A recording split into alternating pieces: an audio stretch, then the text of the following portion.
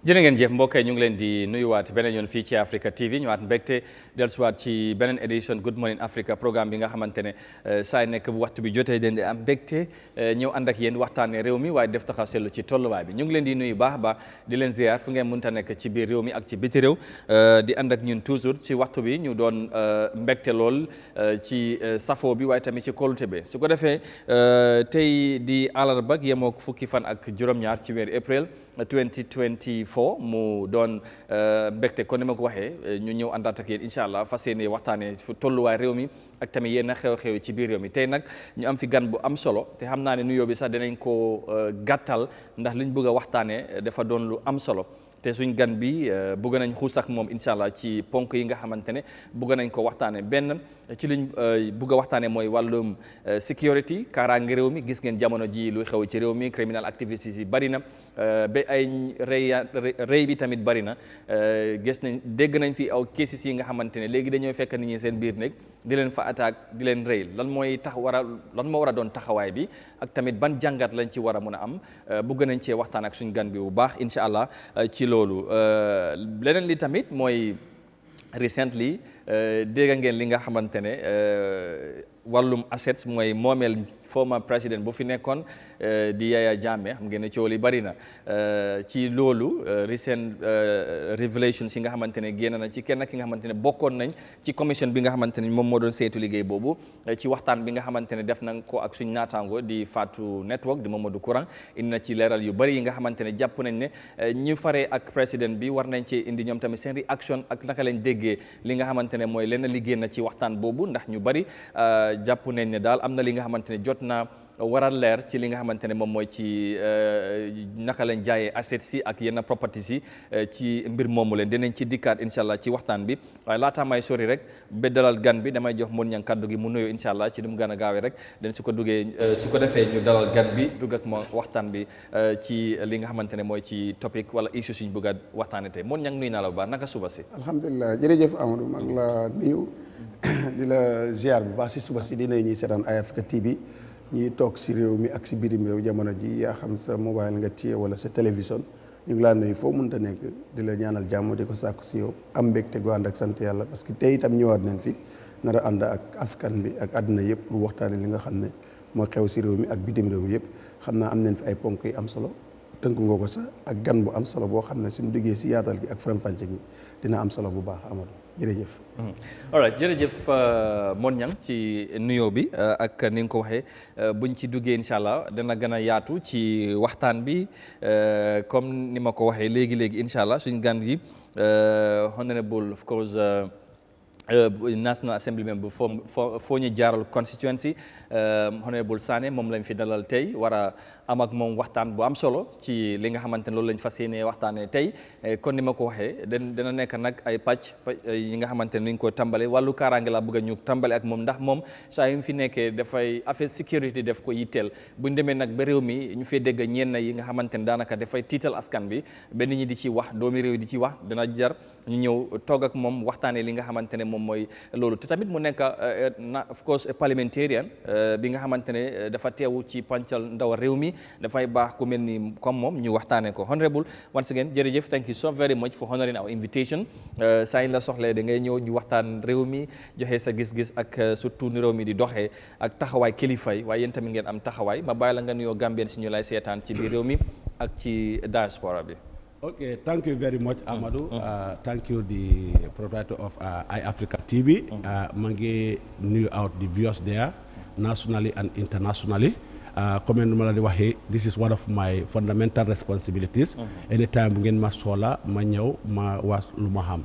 Comme suma time bu ma start on interview fi yagana waye wax na lu bari lu xamne time lu ma nekkon di wax yoyu ñu bari dañ foog ne ma ngi nekk di farle Yahya Jammeh waaye fu mu nekk ni weda maa ngi koy farle wala nekkuma di ko farle ku nekk mu ngi xam so war naa la man ñëw naa fii bi ko place bu ma nekk du man maa startul foofu damaa génn foofu so what is more important is time bu ma nekk si place bi what I delivered so loolu moo important loolu moo tax ñëw ma fii pour to mislead anyone lu ma xam loolu laay wax lu ma xamut ma bàyyi du ma wax ne Amadou nii ak nii bi ko dama bañ Amadou waaw su fekkee ne sa bëgguma la gërëm man noppi sax bu ma wax sa tur bi dan I just try to discredit you when this one deserve credit so loolu kay kontaan naa pour ñëw fii so ma ngeen nuyu ku nekka fu nga nekka waaw all right jërëjëf su ko defee ñu tàmbali waxtaan bi comme noo ko waxee to be honest saa yoo fi ñëwee moom boo fi demee sax ñun feedback bu ñu am def de positif trop ci lu ñuy waxtaanee ak yow mu doon lu am solo kon ni ma ko waxee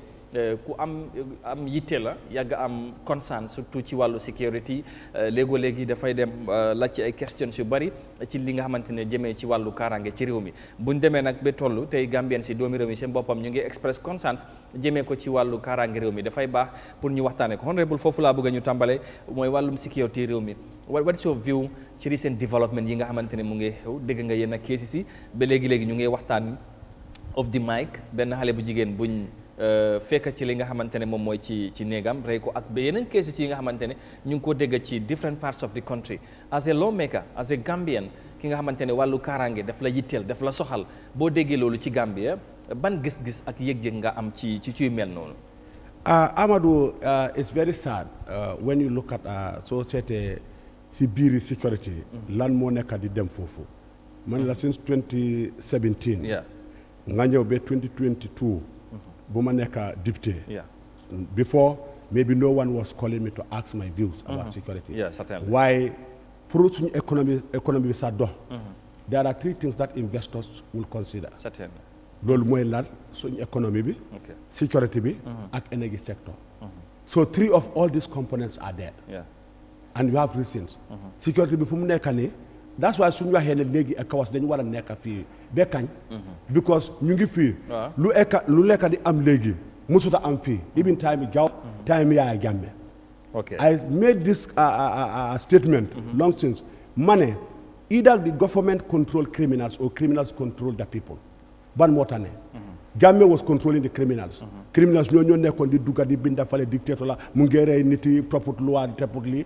léegi fu mu nekk ne ku nekk safe so when they came they just paralyzed our security they demotivated them no good allowances no good stuff they don't even care about them even they are feeding carewuñ ko this government that's why they don't even care we have the foreign forces here lu ñu nekk di spend si ñooñu même sa ECOWAS ñoo nekk di jox leen xaalis we am not 100% even sure suñ joxee suñ security bi because the reform they are even talking about should be about motivating our security forces, putting them in the right position, getting the right training. Our security used to be the best. Them as the international arena, them peacekeeping. Wherever they go, they break records. But now, if you look at our security, you don't even know. You think they are now scouts. So what is going on in the country, for me, it's not a surprise. All of us are not safe now. Because Janga Bikunyure Sinek Bini, she was my student at GTTI. When I heard the information, I was very shocked. But how many people are they killing inside your own room? Are they politicians? No. Even before all these claims, Jammeh Mone Kadire Niti, so they may come Jammeh Lumu on statement. Nga leka be sur, nga nan be sur, nga dem feka nitineka mga reko. Muna dinengla rai. You know that's the words of a dictator. It's not said. Now it's happening. Should it happen? Yeah. Now none of us are safe. So we, right, as a sensible investor, will come to Chidekabi, Purumunya to invest here. You know what they call Yagana the Kowa, Sumanya, if you want security. Wow. If I'm the president today, security will say whatever you want to say. And any law, then will remove the law. But any law that is inside the law books of the Gambia, I am going to execute it to the last minute. Why the dictator? Why the president is running away from because key dictator. Then all of us are going to suffer. And that economic dena, security be dena. That's why there's no employment. That's why you have a lot of economic migrants. So because all of them, everyone wants to leave the country. This because wow. All the parastatal, SOEs, general government, then privatized. They are not functioning. Our port is already taken by Senegal. So this is what is going on in the country. A problem. So we have to see how best we have to address this issue. Why security be government fighting security be fighting completely. Security because government can never need for dara even the reform because now one other fee security reform reform be go to the security sectors. All competent people are even posted in the provinces. That's what they are doing. So the director or whatever you call it, the commander in chief there, would only bring people who are loyal to him, not people who are loyal to the state. Because you 22 years, go you'll find most of them in the provinces Farafenni demal si Basse demal Soma foofu lañ sànni gars yi léegi yaa ngi jox reference li doon xew between the First Republic the Second Republic under Jammeh and recently since 2017 to date nga feel ne change am na in terms of security ok wax nga security sector reform boobu bokk na ci promise bi nga xamante ne coalition 2016 waxoon nañ ko bu ñëwee danañ ko def but over the years liñ gis in your own view lan nga foog ne lan moo change because su fekkee ne lu fi nekkoon moo fi nekkoon kon ñu bari nañ ko waxee yaa ngi am suñ soldat yaa ngi fi am suñ police bi te xëj na resource wise am na lu leen manqué loolu is an argument in some quarters but feel nañ ne kaaraange sécurité ci réew mi ci boppam moom moo change lan nga foog ne moom mooy problème bi taxawaay bi moom moo war a am moo amut wala lan moo change and additionally tamit am nañ fi economic forces are here too so with all that lan moo tax ba léegi Gambians are concerned. Amadou I think this is just a simple thing. Yeah. 2017 bés buñ foreign securities. waaw ente si dëkk bi. bés boobu lañ sànni suñ security bi. this is what happened. Oh really? No, we are even insulting them. Those are before even to put on your uniform, our own security to put on uniform, especially the soldiers. Put soldier uniform again. No, you feel embarrassed. You'll see a civilian even telling you, Ray Kati, Nyungini. We demoralize our security. We label them, we give them every name. Then your guy put Buneka. This Sagalem. Some people will put their uniforms inside the bag. Soon they can be solko. Soon work here and you bag. Then you put sol uniform. 250 allowance allowance pour house rent dara nga fee ko ba pare ñu nekkoon di liggéey fii téye sécurité bi dañ gis ñooñu ñooy Yahya Jammeh soo ñooñu reykat leen loolu moo tax ñooñu trosu ñooñu lu ñu def ñu sànni ñooñu yëpp si kaw demal ba sa camp before it was the police maybe Jammeh's time you have the police the PIU you have the army exactly. the patrol team because so junglers meet at them at night anything you plan will stop and they were communicating. Man, sometimes I go out at night, even when I was living in the UK, when I come on holiday. Sometimes I'll be traveling at 11, 12, they will stop you. Sometimes I come, I find them Fini, Abuko, Nyungita Fofu. Use the Costa Road, you come, you find them at the airport Johnson. Go to Kafuta, you find them standing there. Sometimes when I travel to the village. Bro Musa travel for almost 10 kilometers, touching a guy. Yeah, but apparently recently times in police being PIU, well anti-crime, you patrol. The def, you know, land more on Sukuta turntable. Funyam le fofu then fatal our own security. Yeah, our police. Now if there's soon fatal a coco, can modest. The investigation is still on. Is it yet? Did you get the results? No, the case is at the case they said we should not discuss about it. Wow, men are like Aruna Jata, Luneka, am Yahya Jammeh's time, everything was under the carpet. Now where is everything now? Maybe it's now under the fire. Because that will not never come out. So now, since security, nobody said on them. I don't want to reveal everything. Why I get my investigation information. Unless now they arm them. But before they were going empty. The police. Wow, Lulu, it has been a concern. No, they have been going empty. So even for them, they're risking their lives. You get them wrecked. Why souring? We completely neglected our security in the name of democracy, in the name of king, in the name of hope. That hope has all died from Gambians. Okay. Any hope with this government. All right, léegi xam naa mën ñang dina ñëw but in terms of yenn ay tamit ñoo dégg ci dëkk bi ay attaque ci biir kër fekk ne ci néegam rey ko ak yenn crime ci koñ yi ci kër yi est-ce que loolu tamit police bi wala nguur gi mun na cee def dara in some quarters parce que tamit am na yenn ay tamit est-ce que nit ñi tamit amuñ responsabilité yenn ñëw nga jox luwaas nit ki nga xamante ne xamuloo ko nit ñi dëkk ci koñ gis nit xameeloo ko and you still don't want to report the person wala inform the police ba dara xew and you still want to blame the police or the government est-ce que the people also are not part of the problem. Amadou bañuma loolu. Wow. Our government must be ready to take the responsibility, must need to maintain a proper security by motivating our security. By giving them what they demand. That's what reform should all be about. Not those people who serve under Jammeh, because those people were helping maintain the peace. Jammeh's time, today you are the enemies of this government. They are all transferred, they are all moved out of the country.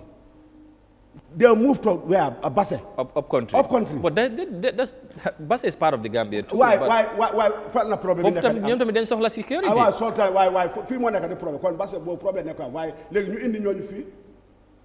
Even them there who are there, they are totally just, they are nowhere to go.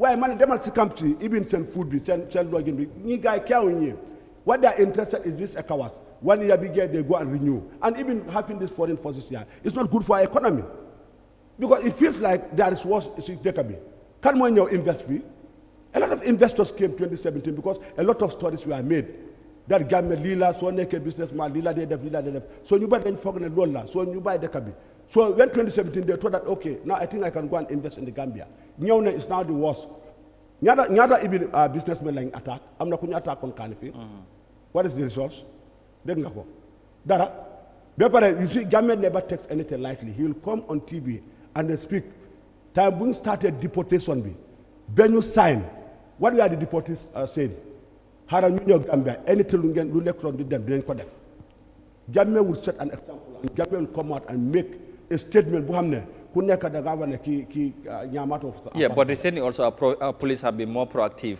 because in most cases ku def criminal active wala nga def dañ lay within few hours or days dañ fekk ñu apprehend the culprit loolu tamit I think is dañ ko war a recognize maybe what would happen after that is another thing buñ la téyee ba pare maybe dañ la war a jox ñu yóbbu la li nga xamante ne moom mooy ci ñu atteel ak yooyu xëy na nag lan moo ci xew loolu moo doubt Gambians yu bari. Yeah, if you are talking about 100 cases of these murder cases, I will tell you the police I will tell you only 10% apprehended. Ba pare that 10% lu nga nekk di wax li loolu mooy dëgg bi. Because ñu apprehend lépp man dégguma sax ko am ne mu ngi prison in fact somewhere later even pardon. waaw loolu tamit waaw. yeneen ni dañ hand over to Senegal ñu ne that's this hot pursuit agreement. The Senegalese were here for the interest of the coalition and the recent government. They were not here for the interest of Gambians. These foreign forces are here. The crime rate in the Gambia is now worse than before. Who are they protecting now? Yeah, but we have the police. You have the police. The internal security of this country is under the police station. Even vehicles transport say fuel amuñ ko. Go to the police station. Naka la ñoy defé sen liggéey bi. Amuñ even vehicles.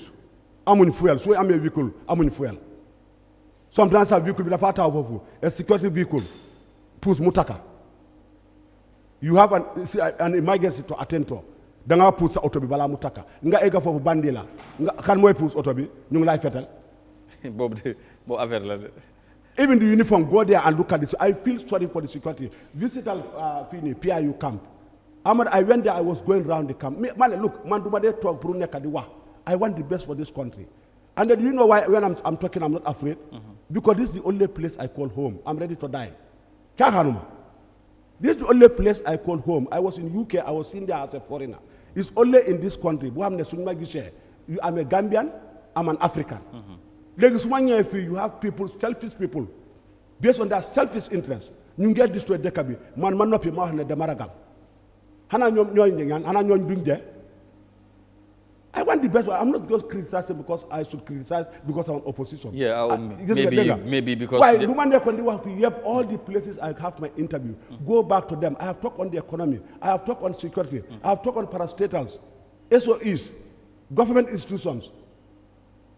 All the plans you bari lu def moy compensation based on political living be. Yow ya nekkon di fight on Yahya Jammeh. Yow ya nekkon di ko saga. Legi ñu jox la place. Do you got the knowledge and skills? That's what happened. And then now the directors, some are there, even the police. Let me tell you, Benin, some discourse living be. Others are there serving, very competent. Do you promote? The police be 10 to 15 years, doing for the same rank, ASP, wala, whatever sergeant, no promotion. You think that guy will be motivated to be going at night when he knows even at night you are not even armed. You are even hungry that night. You don't even have money to buy bread to eat. You think that guy will serve? He will just be there because if he stays at home, he's going to lose his job. That's all. There must be police station. So that man, them sigudi. I use Benin taxi while I use Benin. Madam talk. While legging nobody in your ham. You'll go there, you find them just sitting down. You come, you report a case at night. You know when you report what they'll tell you, even daytime, then you got them for the white I'm in auto. Wow. Sometimes you who come to report the problem, hire taxi be. All right. Legi fofu dinañ fi parce que am ñu fil tamit nas waaw. Gis nga PIU Kanifing. Dama demoon si biir. Even sen sokawe sen toilet and other things. Demal fofu. Dafa fees. Time bu ma demoon fofu, ñu nekkoon fofu di heads. Ñu xam ne probably ñooy senior officers ñooy contribute pour fay pour indi auto be to shock their lifin be fay this is not hearsay yow yaa dem this is not hearsay yow yaa dem no I am there anyone who want to disagree come then I'll tell you who told me that I'm not going to hide you can go to the PIU camp go and see their welfare there I found those people who stayed the whole night in case of emergency those on standby from get a tent bila for flank the neck you put all those women and men together group them together just like Sigamo bilang neka under the tent for flank they talk the whole night some of them sung toge for side chen leka bisa bahut dun sur man time Yahya Jammeh the first stop la lone water Yahya Jammeh became a friend of the servicemen because he give them meat. His last years, 2015, 2016, I was at the abattoir. Yeah, you supply them meat continuously. Yeah, but the systems are not the same. This system is killing us. Was, allegedly taking state resources, wastage and all that. Exactly. So, poor guy content, and he was secured, he's okay. Yeah. The citizens. Not only security, even the citizens. Yeah, but. No, Amar, listen. This is what many would say. This is the argument, Honorable. No, argument, Bobo, I'll go against it. Whether Jammeh the first search on Halis bi ak lela man abattoir bi la nekkon waaw si Ramadan bi people were coming throughout a kilo $100 ku nekk mu ngi di ñew fale come to Tobaski rams Jammeh the highest price was 5,000 4,000 ku nekk mu ngi ñew legi I think we are hearing about the assets of Jammeh ñaata la ngi nekk di report we'll come to that no if you say this one Jammeh was giving to people to eat Jammeh was sponsoring people to go and study Jammeh was sponsoring people to go for overseas treatment daf doon di yónni nit yi pour ñu dem faju si biti daf doon di yóbbu nit yi pour ñu dem Makka even though nekkutan xaalis yeah well exactly no, that one was belonging to almost now ku xam ne daal everyone mu ngi jël xaalis bi def ko si own solam waaw which one do you prefer kan moo nekk léegi di waste all these millions one person is taking all in the name of recovering stolen money. You recover the stolen money on behalf of government. No one is seeing where that money is. Okay. Now they are the ones even now coming out to tell us, not now us talking. Well, no, we'll come to that. Okay. Moom dinañ ci ñëw bu yakamte. Mon ñang dégg nga li mu indi ci wàllu karang because bëgg naa ñëw ak moom ci taxawaay tamit National Assembly because mu ngi wax about resources police bi dañ ñàkkal waaye ñoom ñooy seddale tamit kéeg bi nga xamante ne ministry bu nekk li moo am te police bi under interior ministry so loolu tamit am na ñu gis ne ñoom tamit dañ ci am responsibility xam nga ban réaction la ci am but bëgg naa nga bu amee loo koy laajte wala any réaction ci li mu waxagum. thank you ñoom loolu am nañ si responsibility bu ko xam nga sometimes na ma toog fii sax ñoom ma mere leen. waaw because department yu gën a itteel askan bi. waaw si ñu gën a tuutile si bu ñoo séddalee budget bi. si leen bokk. agriculture kenn war a dem mbay ko gannaaw te li ñoo coow ni yëpp dund bu seer bi everything yëpp is about agriculture. Minister of Interior te sécurité bu ñoo coow si loxoom la nekk. waaye tey soo demee si budget bi ñoom lu ñoo am bariwul waaye di problème is mooy ne mun naa am ñoom bokk nañ si ñuy bañ waaye ñu ëpp si fekkee ne si nguur leen nekk ñooñu ñoo nekk di lor askan bi parce que always duñ seet nit ñi leen fa yóbbu waaye ñoom lu ñoo seet mooy government bi ak nguur gu leen fa yóbbu wala parti gu leen fa yóbbu boobu leen war a support so parti boobu lu mu xëy ma ne la ñoo jox ministre of agriculture ministre of defence ministre of interior soo ñoom dafa mel ni seen yoon du si dee nekk daal ñoom dañoo def fexe rek seen yéene ak seen xalaat yëpp mooy just bill boobu noonu mu jàll so loolu moom dëgg-dëgg député yi dëgg dañ si dee bàyyi seen loxo surtout mooy ñi si dee xalaat bañ sax mooy député yi ñëw ay opposition leen au yu nga xam ne ay indépendant leen ba dem nañoo la sécurité si réew mi Amadou dëgg-dëgg mu ngi xaw a yéeme sometimes mun ngaa wax ne the police cannot be everywhere ba dafa am action yi nga xam ne ak matuwaay yi nga xam ne su ko nguur jëlee dina ragal loo sax ki bëggoon dem jël lële moom rek du ges waaye léegi di xam nga Amadou suñ tegee fële si benn koona benn article bu nga xam ne yow bëgg nga koo jël soo léegi nga bëgg a dem jël loolu waaye yaa ngee gestu sedd am na ku laa gis kooku am na lu mu ragal waaye right now nii ñii def loolu dañ gestu pour ne am na kuy ñëw wala am na ku ñëw ragal te loolu nag ñàkk jël sa matuwaay ñàkk jël action dafa waral loolu parce que dafa mel ni def kati ñaawteef yi den ñeme nguur gi wala dañ wane ne nguur gi amul matukaay ñoom yu leen mën a stop bañ mun a jàkk def waaye nit ki tëdd nga nekk biir néegam def ko loolu loolu yéeme na trop ñu dugal expert ci affaire yi kaaraange Modou Lamine Faye mu ngi ci line bi xam nga ne doomi réew mi la mu ngi ci ok kon alright kon danañ ko in amaat léegi nii ma bàyyi la nga continuer alright lu ma doon mooy ne rek foog action mu am action dañ dee rek action yi def ko di ñaawteef dina ragal loolu. lan moo tax nga foog ne action amut. non am nga lu tax ci tax parce que honorable nu mu ko waxee nii ndax noonu nga ko gisee wala. non lu mu wax lu bëri lu am la. waaw lu wax lu bëri lu am la because right now ba amul dama si social media bi right now. I don't know whether it's true or not dépend ma si sax bot image boobu sax naay sut si dëkk bi maa ngi gis ñi ngay wane group of soldiers they are training for about this living buy ñëw nii. OIC but they are demanding food there amuñ food. dama da nga koy gis boo demee social di nga ko fa gis yes social media di nga ko gis ñi ngay wax ne amuñ foofu noonu food yes soo xam nga loolu su fekkee ne lu am la oo amut bu fekkee lu am la dafa ñaaw bu amut ñu ko def si social media bi dañoo yaakaar deri réew mi ba nguur gi war naa taxawaat seetlu si mbiri sécurité jël si matuwaay yi am solo matuwaay yi nga xam ne ni dina ragal loo ko bëgg a def waaye amoon boo demee ba bëgg a jël benn mbir mu nga am exemple mobile te bi nga koo jël xooluloo lef xooluloo right xooluloo sa gannaaw amul looy ragal si réew tolloo foofu rek problème la boo dee sa time yaa ngi ragal lu nga xam ne ni buñ la si jàppee lu la say fekk looloo taxoon ngay ragal booy jël di nga gestu ba soo gisee sa garab boo xàmmewul sax da ngay ragal loolu ba right now dafa mel ni ñuy def ko te ñaaw téef yi ak ñu bëgg a def lu leen ne gisuñ ku ñu ragal si réew mi gisul lu ñu ragal si réew mi xam nañ ne ñooñu amul matuwaay yi leen mun a téye because lu xew nii tey yëgaloo si dara est-ce que kooku dinañ ko jàpp wala ñooñu dinañ ko jàpp si ku def ñaawteef boobu su ko demee ndax dinañ ko jàpp ak yeneen. soo ñëwee noonu waaye côté jàpp bi ñu bari jàpp ne police bi léegi seen taxawaay yokku na kon ni ma koy dañ dee jàpp nit ki ba pare ñu ko def ku rey nit wala nga dem attaque nit gaañ ko wala yu bët lan moo ci topp parce que ñoom tamit police bi dafa am fu ñoo yem. lu dara xewee mooy ñu dem investigate ba xam ñi ko def jàpp ko bu boobaa ñu jébbal ko ñoom loolu mooy seen rôle. waaw waaye lan moo cee topp investigation bi tamit wala lan mooy topp af loolu moo jaaxal Gambie parce que mun ngaa téye Samba wala maa dem ba nga yóbbu ko mu def lu garaaw yóbbu ko within few weeks or months nga gis kooku mu ngi doxaat ci dëkk bi wala nga dégg bàyyi nañ ko loolu waaw am na ku ñu rayon si foreign bureau bi waaw exactly waaw jànxa boobu waaw what is the outcome waaw téye nañ kooku waaw broad daylight Jammeh's time are you mad waaw ñu ne téye nañ ko waaye da nga ko déggaat waaw kees bi xam naa ne moom mu ngi seel moom mu ñu ko téye mu ngi mayntu that's the end because they don't mind Jammeh's time are you been mad pour nga xalaat loolu broad daylight the securities were motivated they reach there man time bu Jammeh saa yi da ngaa gis mu ngay drive léegi sax da ngaa gis ay captain mu ngay ñaan lift et captain léegi mu ngay ñaan lift dégg nga ci comment que moi OIC ñu xam ne soo ñu ngi train pare ñu ngi complain about lekka forget about the allowance now su fekkee ne ñoo ñu ngi fasta lekka bi is a problem just to train them you think they're going to get the allowance you know the problem we are having in this country dinaa continuer di wax loolu wrong people in wrong positions people without knowledge and skills people not competent enough we are giving those positions based on their political affiliation loolu du yóbbu dëkk bi is it loolu ci dafa bokk sax even whether director deputy director whether superintendent what whether commander what lii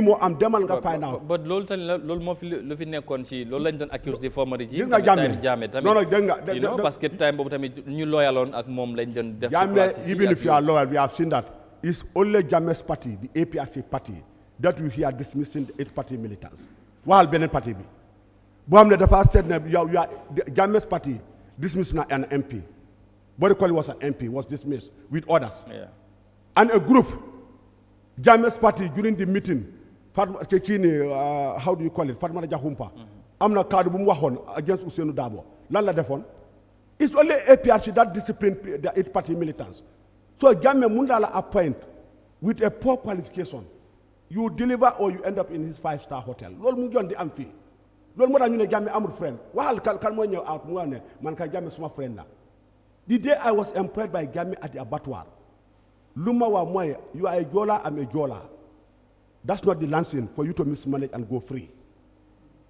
the sky is the limit if you serve this country well if you mismanage thinking that you are a Jola I'm a Jola 5-star hotel how ma ba wax nañ la boobu ma ne ko mooy fan mu ne ma just find out so he said that to me so that has been in your back of your mind yes loolu moo tax lu ñu nekk di def même sa cag bi ay calculate su ko wax na ma 5-star hotel waaye hotel neex na di hotel joolaay foofu lu tax yaa ngi complete su fekkee ne neex na yaa ngi complete hotel boobu non pour joolaay la hotel bu ngay dem boobu su fekkee ne man maay fay bill bi waaye hotel bi du ma fay bill bi ñaan ma dem hotel bu am ne fay ma bill bi all right xam naa léegi tey ñu am Modou Lamine ci téléphone parce que moom expert la ci wàllu sécurité waaye mun ñang dem na ñëw na xam naa honorable dina ñëw ci wàllu taxawaay député bi ak lu ñuy allocaté ressources bot sa gis-gis ci lan moo indi li ñëpp di jàmbat ba tey comparison di honorable di wax ni even ordinary Gambians si ñi nga xamante ne sax amuñ ay respect dañ ko dee wax time Jammeh lañ gënoon a feel sécurité wat nit ñi ni mun nañ laa wax ne système yi bokkul nguuri président Barrow démocratie la dañoo follow due process mun loo téye nit rek because def na dara da nga ko war a dem nga tëj ko wala di ko victimize foog nga follow due process investigate bu fekkee ne am na da nga war a respect right am because moom tam am na right until court proof ne he is guilty bu fekkee dafa guilty dañ ko war a tëj waaye doo ko dóor doo ko victimize doo ko yooyu dañ ko war a respect that human right stuff loolu dafa utee ak time xëy na Jammeh ñu ko jàpp ne dañ la doon téye xam ni ñu la def ak yooyu. waaw loolu tamit dafa am différence bu ci nekk. waaw loolu. waaw comme loo ko waxee président Jammeh. ak président Barrow nguur yi du nekk benn. waaw soldat la président Barrow civilians la. waaw nguuram gi dafa bëgg a dox ci démocratie. waaw wax naa la ne in Africa here especially ñun Gambia. am na noo bëgg a jëfee seen mbir yëpp teg ko ci démocratie bal bi dafa toj ci sa loxo. dafa mel ni loolu. yes te loolu daf ñu bëgg a dal te dafa am. benn affaire bu ministre kii naka la honorable wax léegi gis nga suñ càggantee suñ sécurité ba kooku nekkul si li ko gënal am lu ko naxar si biir méttiti biir boo ne kooku mu dem saafal la si biti guddi kooku mun naa dem téye loxoom te bu téye loxoom dara du dox comme yi mu wax nii because sécurité bi dañ war a yëg seen bopp yëg ko si réew mi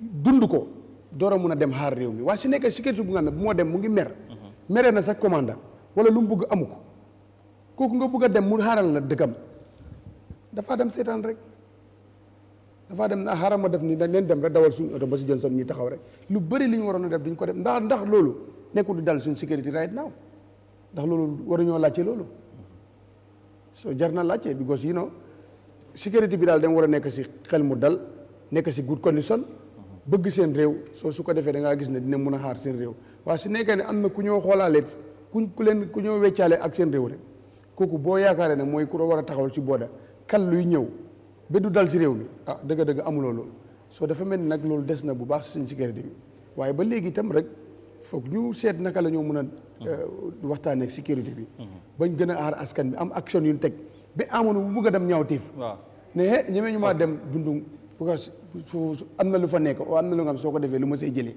ba dama ne dafa mel ni ñiy def lu ñaaw den ñeme nguur gi wala ña ñeme sécurité bi wala ña ñeme réew mi ba xam ne xalaatuñ si ne am na fu mu leen mën a mujj ëllëg léegi orew balaa nga ñëw ma dugal expert bii ne mu ngi ñëw collé from US Modou Lamine Faye doomi Gambie he's a criminologist xam-xamam dafa màcc ci wàllu criminal activities ñu déggee moom tamit recently luy xew ci réew mi xam naa dafay toppa développement ni Modou Lamine once again ñu ngi lay nuyu bu baax thank you very much ci time bi nga jël pour wax ak ñun once again ci kaaraange réew mi daf la yitteel lool ñu nuyu la bu baax a baax naka suba si jërëjëf Mr Kante suba sant fii jërëjëf askan mu nekk déglu maa la nuyu leen a ziare all right yaa ngi ñoo dégg léegi ñu ngi wax ci wàllum once again security yàgg nañ cee wax ak yow ci li nga xamante ne luy xew ci réew mi anytime bu ñu demee ba fil ni Gambien si am nañ concern ci lu ñooy gis ci réew mi xàmmeetuñ yenn xew-xew gis nga yenn incident yu fi am bu yàggul rey nañ fi ay nit recently mu nekk tiitaange ci Gambia waaye tamit ak yenn criminal activities yi nga xamante ñu ngi koo dégg ci biir réew mi as an expert ci area boobu buñ tolloo ci mel nii ban situation wala ban jàngat ngay def ci li nga xamante ne xëy na li koy waral lan moo koy cause in a country for example like a Gambia bi nga xamante ne xam nga système policing bi ci réew mi. Sorry, again, mic bi mu ngi xaw a sori sa gémmiñ bi I'm not sure ndax. ok dafa mel ni mu ngi nekk di xaw a écho tuuti. waaw. It's not pretty clear. waaye si gàttal sa question bi la mooy sa question bi. all right li ma doon wax su fekkee yaa ngi maa dégg léegi mooy recent development ci wàllum of course criminal activities yi fay xew ci réew mi ak incident yi fa am nit ñi fi rey dem na ba mu jur tiitaange ci Gambien si as an expert ci area boobu ban jàngat ngay def ci mel noonu in a country like the Gambia loolu laa doon bëgg a laajte. Well, yeah, jërëjëf, that's a good question, but I think both the police and also the public, they have a responsibility in this. because li xew mooy police today always nekk si place boo xam ne ni crime dañ ko dee commit suñ ko commit nga gis ne let's just say abuses yi dee xew si kër nit ñi is lack of accountability ak yëfi masla syndrome yi nii understand like for example su nekkee ne nijaay nit daanu na si jarbaatam instead of ñu hold ko accountable family lu ñu dee wax mooy nañ ko sutura so da ngay family si boppam ñoom ñoo ñàkk a gom yàlla number one because li xew mooy la moo tax nijaay bi xelaatu toon loolu balaa moo def nonsense yooyu noonu yaaxana fi jàmbur yaaxana doomi jàmbur another thing moo nekk tamit there is no insider threat awareness si kër yi understand yeah so da nga gis ne su nekkee ne yow yaa ngi grand place si kër yaa ngi andi boy si ñu ngi naan ataay di def lu nekk yow xamuloo kooku lan la nekk di bàyyi xel si kër gi so su guddi mu ñëw soos la understand nga in this case foog naa jigéen bu we haven't investigated yet but according to what's on Gambia foog naa 60,000 moom la gaay sàccoon si néeg te ku ko sàccoon da ko xam so that is in situations like that that's an insider threat right there kooku xam nga fan la jëlee information bi ida mu doon grand place wala mu dégg gars yi ñu ngi bàkkoo ne ñi am nañ 60,000 si biir néeg bi du dëgg so insider threat security is very important in our government and another thing tamit mooy strategic policing moo nekk organized approach to fight crime by using information gathered from either the public or crime analysis and intelligence, right? So there is a community organization. What we do when we investigate, we're always proactive. We gather information and then turn that into intelligence, and then analyze it, assess it, and then anticipate what could happen. So based on that anticipation, not only form as investigative theories, they guide. So among Gambia, basically. The honorable there is no competent person in this position. Wrong people are being put in wrong places. Like let's say maybe IGP, former IGP being a lawyer. Okay, lawyer is broad. Okay, criminal justice is broad. Man criminal justice la janga why man luma muna def IGP munu ko def. So just because lawyer doesn't mean that you know everything about law or about criminal justice, about enforcing. So that's another issue in the Gambia. All right. Dafa mel ni da nga déggal waxi honorable ci côté boobu but what has been the difference comme ni nga ko waxee of course léegi-léegi mu ngi comparison def dee am ci Gambien si ñenn ñi ci waxee moom xëj na moom tey farandoor Jammeh la but am na ñeneen ñi nga xamante ne xëj na ànduñoon ak Jammeh sax but dañ feel ne they were more secured during the former regime than this current regime in terms of also expert point of view naka nga gisee lan mooy difference bi ba tey am nañ fi police ba économique sax mu ngi fi but yet still ñu ngi fee dégga yi nga xamante ne in terms of criminal activities wala crimes yi nga xamante ne duñ ko daan dégga before ci réew mi lan mooy difference bi lan mooy ci wuutee bi si sa gis-gis. Yeah, from a security standpoint, lu mu wax dëgg la parce que li xew mooy soo nekkee administration foog naa mbay moo dégg moo dugg si mu ko wax tamit you have to put this comme fear in these criminals ne comme bu Yahya Jammeh nekkoon foofu wax na ñi ngi am jongo la si ñi ngi am police yi ñi ngi def seen liggéey understand the only difference mooy ne moom he wasn't doing it in accordance with the law.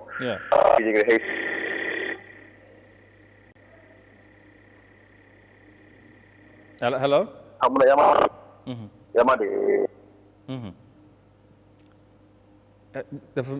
dafa mel ni ñu ngi am jafe-jafe. Yes.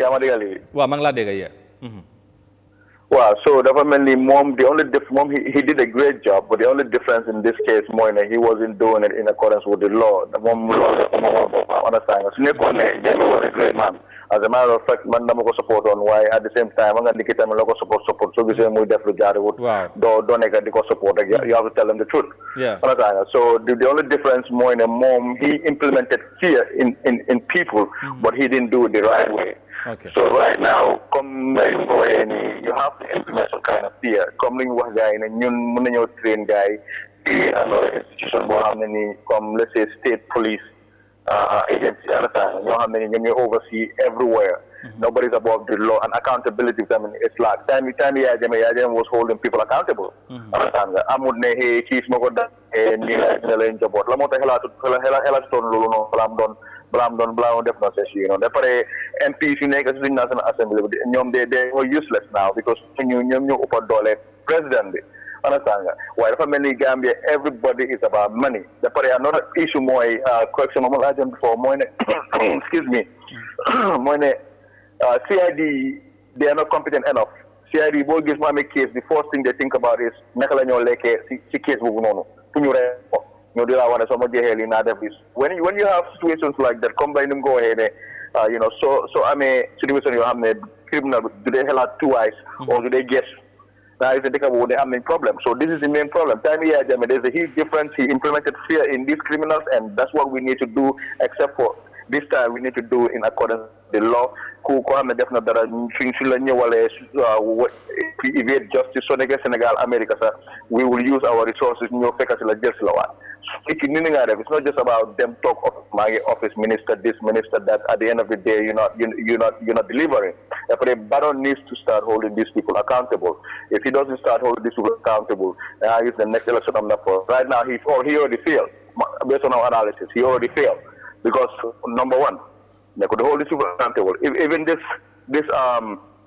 Semlex issue being what we Gambian people and this is a serious matter. If they don't do that, come on, guys, we're going to give them time. This is not an ultimatum. This is a fact. Because so if they don't start telling the Gambians the truth of what's going on behind closed doors, a lot more we'll see during this promotion and stuff, we're going to come out again and start spilling the beans. Okay. So it's time to start telling people the truth. All right, ML, another thing, my small dege, my accountability is very key in security. My folk tamit nit ñi def li nga xamantene moy li war. Well, accountability is very important, Mom, because last time they came out fooling people and accountability bill. We don't need no accountability bill because we have strong laws. There are strong laws in our section in the criminal codes, that holds these people, that could hold these people accountable. Anybody, either Yancy government, Nicholas government. So those are the sections that they need to use to hold these people accountable. So I guess new ruling what a pass. Gambians, everybody, even Ferry, boom, they may real. I mean, after that nonsense, new President Barrow definitely we need to stop insulting the intelligence of the Gambian people and do the job. Singome yalla because never there. And I'm back to demo. Lum liggéeyoon ñëpp kenn gisu ko because of the fact ne nekku do accountable te mu foog ne moom mooy yàlla moom dëkk bi Gambia is bigger than one man. Gambia is bigger than President Barrow. Gambia is bigger than the security forces. So the energy and time that buñ dee jël di ko def si politique dañ ko jël def ko pour protect the future of our children and pave the way for them. We don't want our children ñu ñëw si dëkk bi ñu foog ne lu nekk rek xaalis la. Okay. The jaay suñ criminal justice system bi di jaay suñ loi foofu waat foreigner yaa suñ dëkk bi léegi sa gars yi ko dee baaxoo soo ma yóbboo du ma fa yàgga what kind of criminal justice system is that su ñëwee di toog si media bi di sol uniform or my IGP this, my minister this, and you're not doing the job. The person like that, the complaint. So, when I complain, you have the opportunity to do the right thing. Yeah, but MP, absolutely. MP assembly living with class with no make sure they protect the Gambian people. They look out for their pockets. All of them are the same. Politics, you could take aside. You push that to the interest of the Gambian people. Simple as that. All right. Lolo is very, very important. I know Honorable will respond to that. But another thing, investigation sanka yang ko don wax lolu tamit is very, very key. Te recently gis nañ ngeen def generosity bu am solo am ay forensic items yi nga xamantene da ngeen ko donate police bi pour jappalé len ci seen taxawaay yàgg nga wax ne am na police bi lu ñàkk si ay jumtukaay ba nga jël ci jéego yónnee fi ay matériels yi nga xamante ne gars yi mun nañ koo jëfandiku taxawaay boobu tamit boo si doon ñëwaat lan moo ko waral ak how important is those materials to the police in terms of their operations. Well, Lulu, dañoo woon administration bu nekk si government bi ne you don't need like billions of dollars pour adi kaaraange réew okay nañ bàyyi dañoo woon gars yi ne can do better than tubaab bi chicken change yi ñoo jox so the reason lu tax ñu andi loolu sax mooy ne Ousseynou Bojang's case understand nga ñi ngi gis ne police yi we have the evidence, credible evidence and intelligence. Put one and new news court with the one and you want to crime scene. They were not there. We have the evidence to prove that. Understand? So in this case, the independent witness, there was camera union, forensic equipment, especially camera.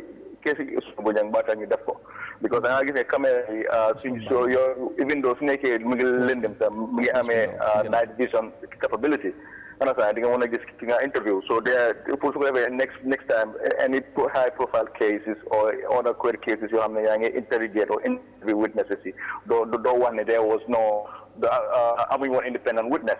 Lolo then what they will eliminate that excuse. So lolo you will government government so neke complain the excuse. Then after I close that excuse, whatever they would handle a preserve scene. Understand? You guys don't preserve scene be the same evidence marker for every evidence. That's wrong. You cannot do that. There were no gloves, no protective gear, no coordination. So I guess it's like, how are you going to prove it? I have to be able to prove to the court that you're for deaf. Why? Guy dal is gatal dal ne. I mean 10 witnesses. Therefore, the people are fabricating witnesses, fabricating evidence. And the law, criminal could be is a criminal offense. Your police with the law, destroying evidence. Destroying evidence. That's illegal. Understand that? So in this case, so we say you definitely to make sure policy become an excuse. You definitely gave it. You buy the hard to buy. You just chicken change every day. You disrespect because to buy you guy then you don't want to tell them they speak is different. Then you have name lolo. Name by hand out when you litigate small. All right. Thank you so very much ci leral bi appreciate nañ ko bu baax a baax ci li nga xamante ne mooy sa contribution wax nga lu am solo so xam naa ne of course dinañ jokkowaat ak yow ci kanam wala of course next time. Thank you so very much ñu bàyyi honorable mu ñëw response surtout ci li nga wax ci seen taxawaay but appreciate nañ bu baax a baax once again ci sa contribution. Thank you so much Emel. Jërëjëf waay. Thank you so much. Thank you honorable. Thank you Mr. Mbaye. ok jërëjëf Modou Lamine Faye nekk doomi Gambien mu ngi ci US moom xelam màcc ci wàllu li nga xamante ne mooy criminal of course activities honorable dégg nga ko li mu wax so dafa feel ne accountability ak of course nit ñi tamit def right people at the right place is really key ci doxalin li nga xamante ne moom mooy li tax security mu ñoŋ ci dëkka. You know, he have just danaka buttress on that point. Gambia. Wow. Work to the security premises. They are suppressed. The competent officers. You have them deliver, but they are not given that responsibility because they are denied holding the position or occupying the position. So instead of the one who is commanding that person will bring someone who is loyal to him, not loyal to the state. Why loyal to the state means the one who is going to serve the country, not serve the interests of the one who is above him. Yeah. So or selfish interest because monetary issues also. At some point greed tamit def there ci doxalin bi ku nekk dafa bëgg a am. No, I'm even trying to summarize. Wow. So man ma nekk fofu. Wow. I'll always want ku ma xam ne daal daf may sutura because we give money. We approve budget. You look at man. Listen, the resources are not enough. Yeah. Naka nga koy manage more efficient way. So that efficient way means how you put it, where you put it. Yeah. Why di ñëw di blame National Assembly approvingly. Ñun suñ ñëwee du ñun ñoo dee binda lifin bi budget bi. Budget up. So it's the executive that prepare the budget in consultation with the ministries. Suñ toogee foofu ñu indi ko si National Assembly. What we look at is what is feasible and what is not feasible. Because all the budgets, every budget is going above the budget deficit. 4 billion. Our revenue is, the leakages is too much. All the revenue collection, the leakages is too much. So because them are institutions here, I went around the institutions around July, even before I traveled to this place, China. Them Ahmad Basa Prime National Assembly. Out of the request, approve, sir. If it is 100%, he received only less than 20, and this was around July. 20%. Yaneni Donya won 10%, and we have to approve it. If we approve, none of the ministries, I'm 20%. Because there is no money. The way we manage our resources, the way we manage our funds, is totally in a mess. This is this democracy. Me, I'm confused with the word democracy. I know the types of leadership here We have almost 5 types of leadership. Democracy, dictatorship, laissez-faire, transformational and transsectional leadership. Democracy is just a popular. People is thinking by vote, majority. We were by democracy, lose soul of democracy. When you are making a decision, it should not be dominated by a single person, the leader. But the input of the masses must try to surface and dominate everything. That's the best. Why dictatorship, Lutanity bank dictatorship, for me, it's the best type of leadership in Africa. Because dictatorship means reward and pay. You do good, they reward you. You do bad, it goes with punishment. But dictator of killing... No, if you kill, you kill. You know, we don't want to hear that. Incarceration and all that. Wow. It depends on personalities. Accountability. It's the commander of the police who goes there. He sends your men there. Like time when you have a problem. Yeah, but directly from the top. Now, directly from the top. Wow.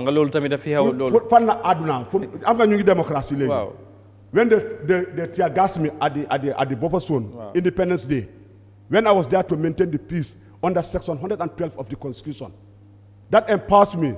Wherever I think has a norm to contribute to maintain peace, I can interfere.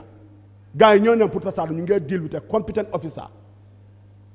The one in charge of Bundung, they went beyond that one, brought police from Kanifing instead of bringing police from Bundung because they were all on standby, but we are negotiating. Since in the morning, no problem. The order came from the top. Who is that top? The person was on the ground. Did they ask him to tear gas me? They started with me because somebody gave that directive. Well, tear gas because no, so now he has to start with me. You tell me, is the order coming from Barrow? But attitude, Gambian problem, you have to control the attitude. For the dictatorship, if you make me the president today, I'm going to control the attitude of people. You leave my country or you abide by the laws of the country. Or you will be a dictator. I will. I prefer that name. I don't want to be a Democrat. Because this democracy, everybody is tired of it. Yeah. All right, Munya. Huh? No. Why from the top?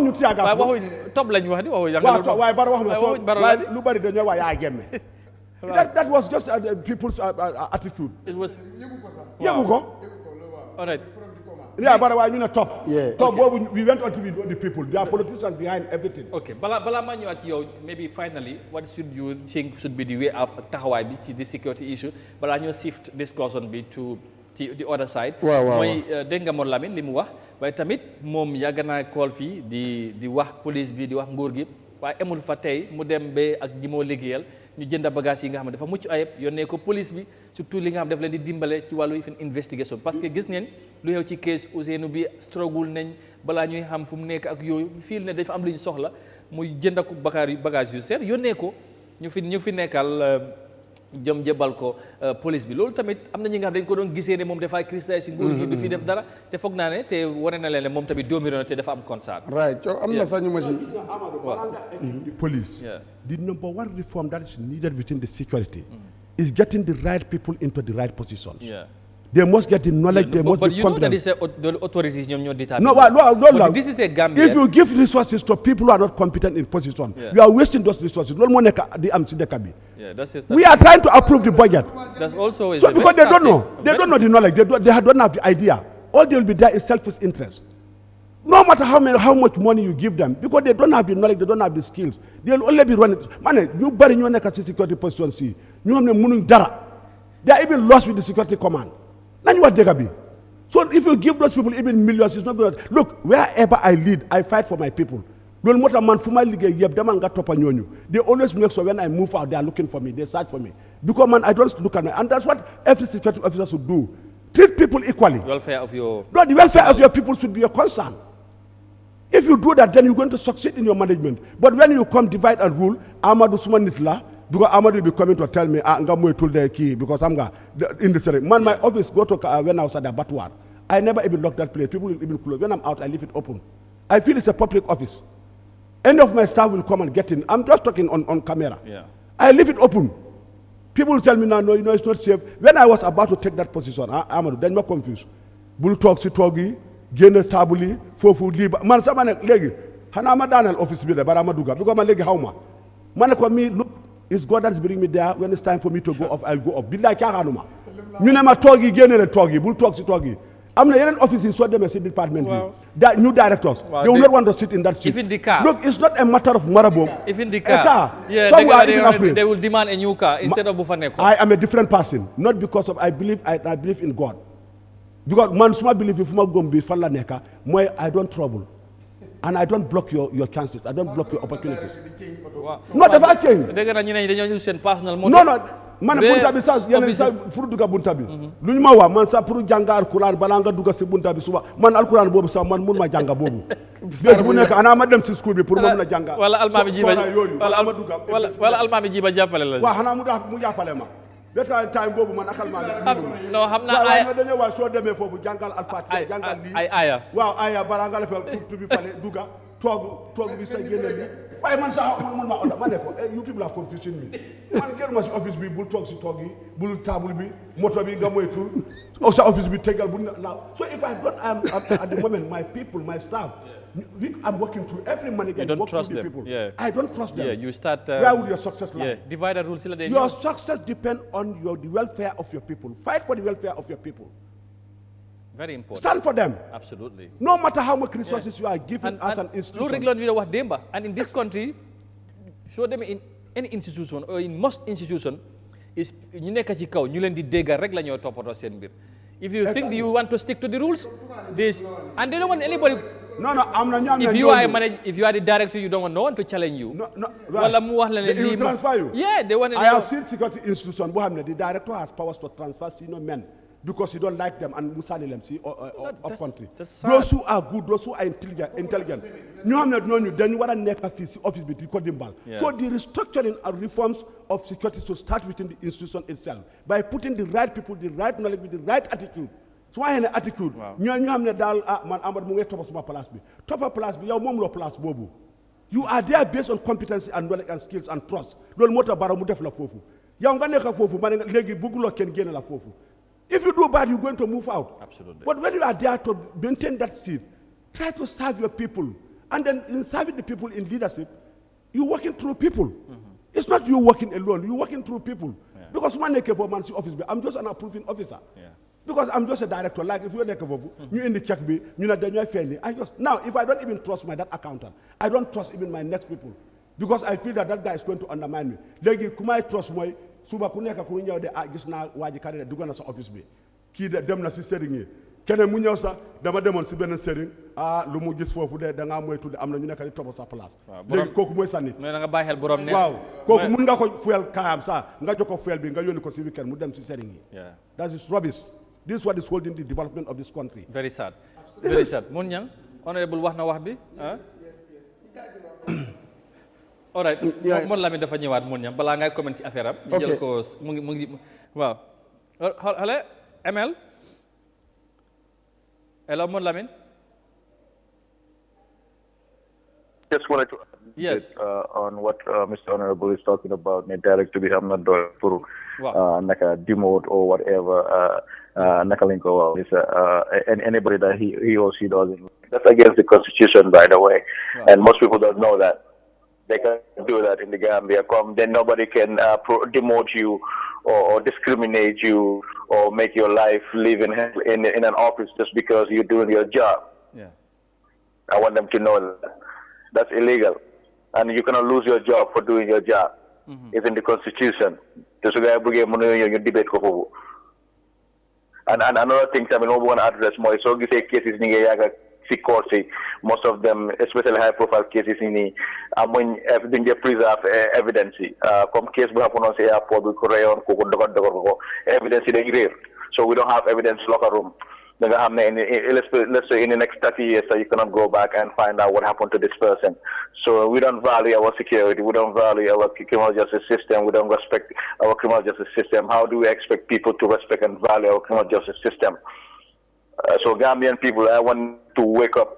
We live in Bangenyo, election Bangenyo. Li nga xam daal CEO bu deful liggéeyam di jaay nga ko teg boppam moom mooy fay boppam salary da nga ko day change dafa keneen. So we keep going. Eventually you will have somebody who's better. So case relationship jëkkër bi nekkul di la treat right or jabar bi nekkul di la treat right. Da nga ko ba dem ngay dem di dem rek su ko neexee ñu kontaay jabar o jëkkër eventually di nga am koo xam ne dana la value na la respect du dëgga. Loolu la bëgg Gambian people understand. All right. thank you very much jërëjëf MLC contribution boobu jërëjëf wax nga lu am solo loolu am na solo bu baax mon ñang dégg nga li mu wax ak tamit li ma waxoon sànq moom tamit yitte mu am ci wàllu karak waaw yaa nga lu mu wax nii man wax naa la yàgg naa la wax fii ne la ne Gambie dañ am ay ñaata millions leen waaye dañ dee nekk bàyyee nit benn place mais ni amul Gambien sax am xam-xam boobu noonu so waaye si ne change of ministry nangam naa daanaka benn digg rek leen nekk du rotate and every year nit yaa ngi graduate from the university hundred convocation bi foog naa next one bi ñu war a graduate so lan moo tax doo mun a jël fii di tànn comme la wax bu yàggee nga dajee ku bëgg réew mi bot bàyyee ko benn groupe rek ñoo xam ne ne anytime ñi ngay wax ne département bi defu fa dara waaye nga naan dafa am ñu ko faa xeex so am na ñoo am na ñoo bëgg mu génn fa waaye nga indi koo xam ne ni am na ñu amul ñu bëgg mu génn fa so réew mi mun a dem so ñu ko jaajëf comme am nga lu mu defoon bu yàgg bëggoon neen wax ne lu nice la because man sax ay mit ay groupe ñi nekk di wax na waaw kii isan opp ma ne leen xam nga li seen problème déglu leen lu mooy wax bàyyi leen si nit di wax ngeen fekk nekkul di tagga yéen ki ngeen bëgg ngeen am foo leen ko dëkkale kii xam-xam la mooy wax soo si amul xam-xam si lu moo wax nga dem laaj ci koo xam nga déglu ko bot waxu nekkul fi ma sax moo ñu gënal Gambien si nekk outside téye seen mic di wax lu ne réew mi te defuñ fi dara moom dafa boole wax ak jëf parce que am na lu mu indil réew mi te tey nit ñi gis neen ko so neen ko bàyyi lu moo def is na waaye léegi nii ñu bari xam nañ ne lu mu nekk di wax si xam-xam la ko teg waaye ñun bëgguñ ko am xam-xam bëgguñ kuy wax dëgg ñi dëkkale la feneen kuy raay rek kuy tagga rek te loolu moo fi war a jee loolu yóbbuwul ñi si kanam so loolu nag dafa nekk fu ne comme saa lu mu ko doon waxee léegi ni demal si any department si security si liggéeykaay bérébu liggéeykaay nguur yi soo fa demee gisal jiini yoo rek nga wax ak moom mu ngi laa complain la affaire si bu ko lu bëri dem nag da ngaa dégg am na ñun demaloon seen njiit mu ngi wax dañ mujjee sa génne si gannaaw maa ngi génne si dañu baalal wax yi ñoo bëri rek kii dara la ñuy defalut fii nii mu ngi fii nii di wax mu ngi fii di nangam lu nekk sooy wax ñi gën a suufee ñi ngay yuuxu ñooñu la ñoo def soo réew naka la ñoo demee waaye di problème nag léegi ñu nekk ci kaw directeurs yi ak ñeneen ñi ñooñu rek lañ dee déglu moom laa la kon because seen diggante ak ministre yi ministre par exemple bu dem su demee si institution directeur bi lay déglu li mu ko wax is fine with that mu dem wax loolu président bi tamit fi mu foog ne everything is okay waaw we have that opportunity yeah because institutions are bringing in reports audit reports are coming let any National Assembly member come and count out of even 100 institutions, he is not going to count more than 10 institutions that we are at least comfortable with their reports. All the others is in a mess. The reports are there. Me, when I'm talking, I quote from the reports, not from my own emotional feelings. Them underground to get the information.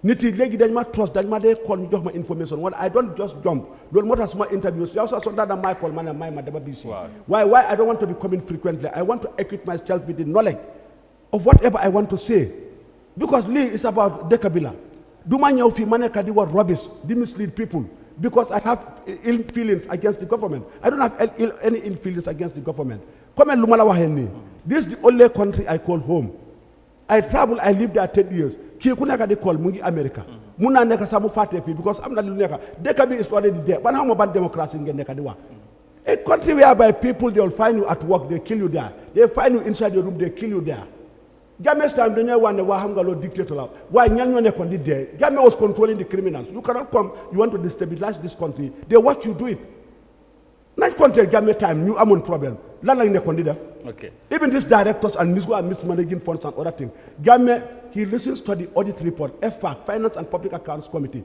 ñu ne daf doon di take NIA officers inside the hall there gars yi time mu ñëw ñu doon dictatorship la so those people will report anytime su gisee na report boo xam ne that he's not happy he will call to find out that evening that's why time boobu Jammeh's time every 6 o'clock a director will not come home will go to his 5-star hotel now go there and see the reports mismanagement go to the health COVID-19 funds millions they were locking people in the houses nit yi nekkuñ di génn di dem liggéey nit yi nekkuñ di dem di jaay xaalis boobu yëpp kenn xamul Minister of Health came out mu was plain mu ne the most corrupt institution is this institution what happened is he still not serving that place lan moo nekk di am now that is democracy someone mismanaging audience waaye ku nekk di get resources yi di seede ko jox la a lot of poor families those who are not having hope in the future dañ am jàng dañ am xam-xam te because of Jammeh educate leen Some people we are about to die here because of sicknesses. Jammeh yóbbu leen treat leen.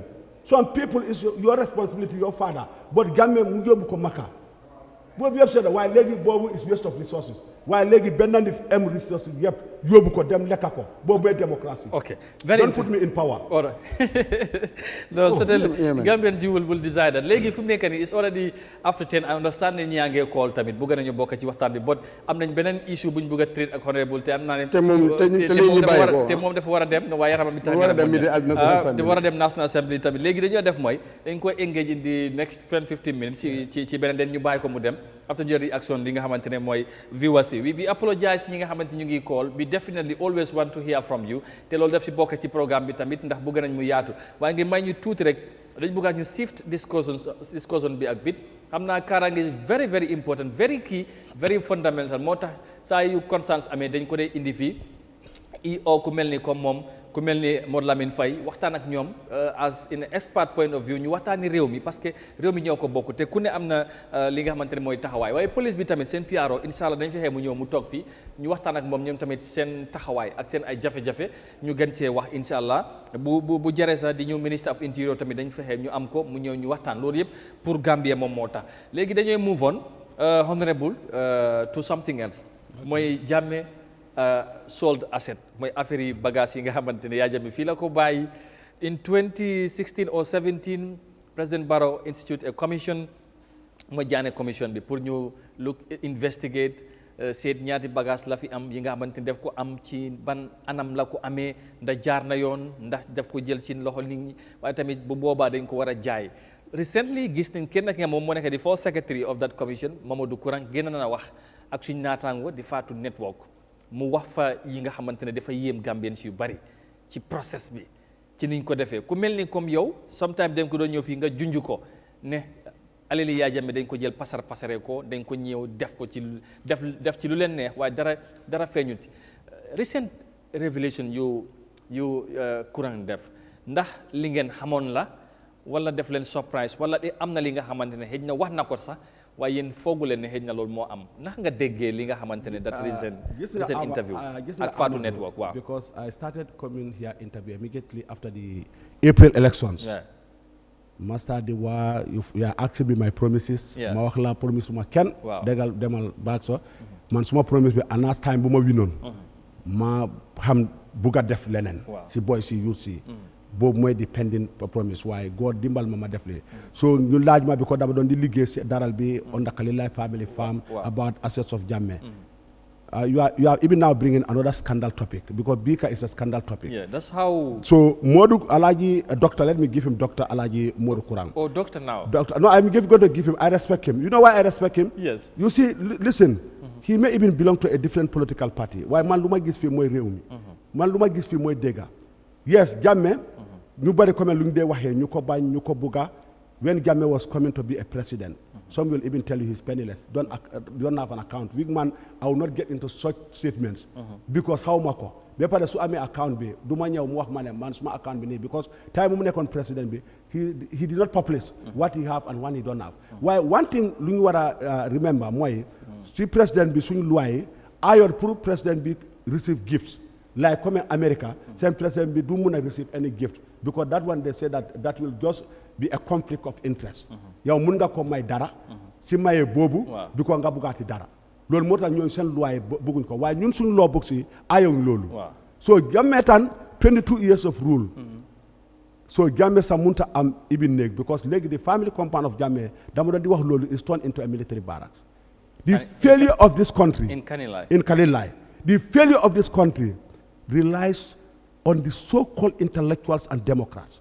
ñu wax ne ñooñu intellectual dañ am degree because ñoo nekkoon di advice Barrow mu ne moom amut xam-xam boobu man I watched Barrow's interview in Senegal at that time anytime you ask Barrow will point fingers to the team mu ne man ak suma team bi so ñan ñoo advice Barrow turn that family compound into a military barracks emut loolu wax naa la fii balaa ñu start commission di Jammeh commission gars yi start nañ di séddoo bagage yi Yahya Jammeh even before the commission started start nañ di séddoo bagage yi ma ne you know gis nga kenn du mun a jeexal même sa nag yi ñu dee wax ni you can only estimate even Yahya Jammeh ku moom nag yi moom sax mënut a xam ñaata number you cannot You can only count the ones in Farato farm, Banjulundin farm, even si daral bi fi dara nekku fa bu ñëw si daral bi da nga gis ne boobu dañoo ñëw pour rey ko ak Kalilaay bu ko Kalilaay ak yeneen parks si sa up country CRR Yahya Jammeh daf doon di génn nag yi di ko bàyyi it's just like inside the zoo.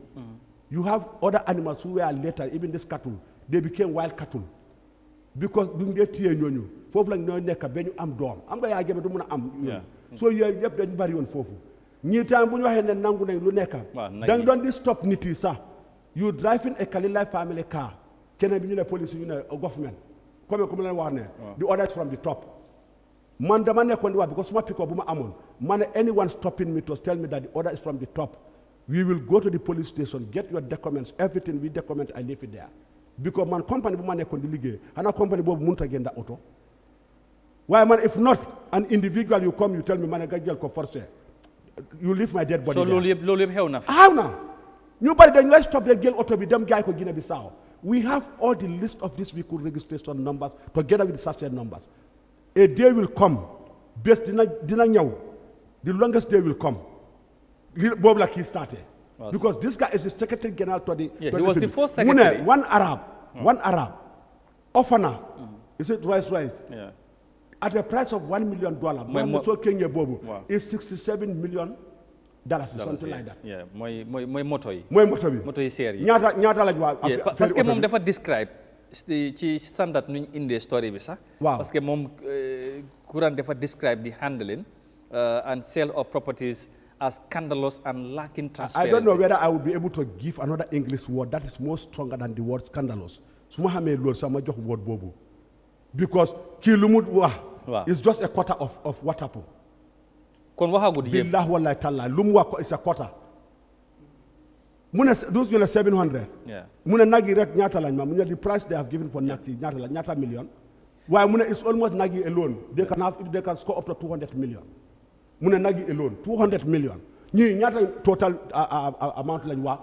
waaye time boobu su ma ñëwee su ma waxee si media house yi kii mu ngi farle Jammeh Jammeh naka la amee yooyu. waaye time boobu ku nekk mu ngi ross ci abattoir bi di gënda xaram yi 5000 4000. ci dinaa ko code ci li nga xamante ne mooy comme li ma wax standard ci tractors yi. waaw mu ne the hundreds of tractors alone could have fetched over 200 million. Wow. So the tractors and the cars combined could fetch nearly $500 million. Okay. But they sold them all for merely $67 million. Exactly. Now, Quran said, minus it from the figure. Wow. It's less than 100. More nyata millions. Wow. So that's why I said that if I have a stronger word than scandalous, I would just use that word instead of I drop this word and I will tell my doctor, can you just fix this word? Because this guy, you have honest people. This guy, Augustus Prong, they were pushing them to do certain things. Guy Bang. They were even telling them to sack us. Why you like deaf? Why are they going to be sacked? So time bobu la ñu ne seen contrat bi ñoo yàq li ñu génne la ñu indi Alpha Capital def lu ko ne ñu daxama si daral bi dama doon di wax demal si daral bi léegi dat daral si account bi they brought retired people pour ñu mën a foofu léegi ñoo nekk di collège Salif Baro xamu si dara loolu moo tax ma wax ne Baro ñu wax ne advisor pour dimbal ko nekkul di dimbal Baro they are not giving him the facts. If Baro make me an advisor maybe seen marabu ak seen sëriñ mi dañ ma rey c'est ma dem sax du ko rey bi pour nga dee xam nga loolu du ma ko mën a aye. Because they are not helping him. Most of these things, Barrow is not knowing, and Barrow is not. Wow, that's dugal. Wow, dugal. Wow, why that became the now that account money when before they removed me out. The director Kunekon Gilma, Gambia Livestock and Marketing, Moy Demba Gallo. He's just like a snake who wanted me out because he's coming to retire. Connived with the PS at that time at the Ministry of Agriculture. Get out to the Alpha Capital. ñu ñëw ma dañ foog ne man dama dof su ma ñëwee ma toog ni ñu ne ma honorable you going to restructure so they pay me 1 month after 5 years of service they pay me 1 month in advance ñu ne ma dañoo binda letter si ñu approach ñu xam ne ñooñu they are intellectuals ñooñu gis ne daal what these people are doing is wrong they rejected accepting the position ñu dem indi ko am ne dafa retire ma ne ko even if I was in the shoe of the person ku nekk foofu I will accept it.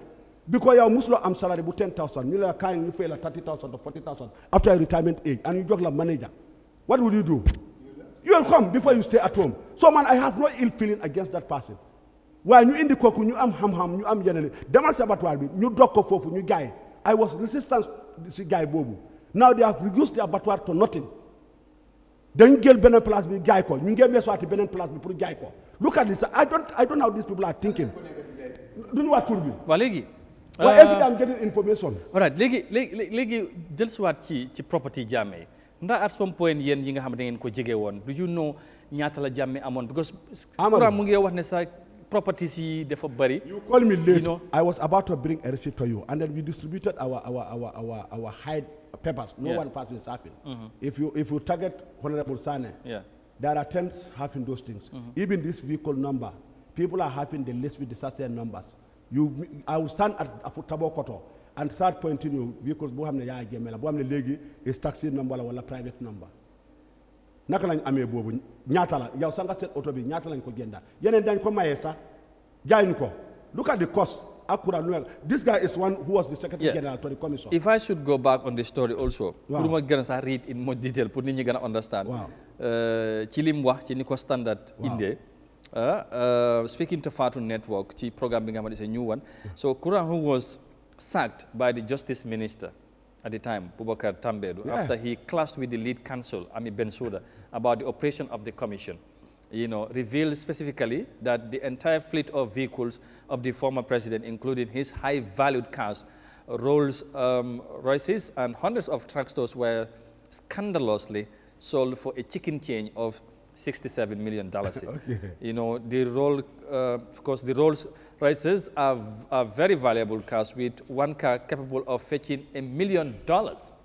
This is what he said. I know of a buyer who offered $1 million for one car. Let me start. At number one, you will not find any receipts to most of these things. No receipt. Of the sold cars? The sold cars, no receipt.